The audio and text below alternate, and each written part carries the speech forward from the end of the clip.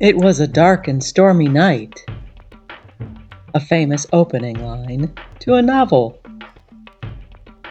In 1965, Charles M. Schulz's comic strip, Peanuts, featured Snoopy writing his first line as a novelist.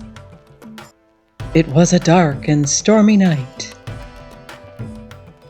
Although Snoopy made the phrase famous, it's a misconception that it had never been used before. The line became famous as the worst possible way to open a novel and epitomized an amateur style of writing. That said, a number of published novels have actually opened with that very line. English novelist Edward George Bulwer-Lytton's 1830 novel, Paul Clifford, contains this startling first line. It was a dark and stormy night. The rain fell in torrents, except at occasional intervals, when it was checked by a violent gust of wind which swept up the streets, for it is in London that our scene lies, rattling along the housetops and fiercely agitating the scanty flame of the lamps that struggled against the darkness.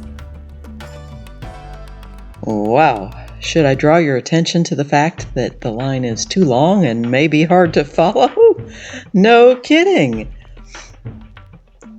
In 1982, the English department at San Jose University began the Bulwer-Lytton Fiction Contest to celebrate decidedly bad opening lines.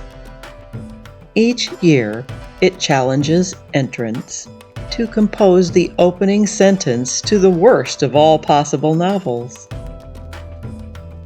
Another of Bulwer-Lytton's lines is, "The pen is mightier than the sword."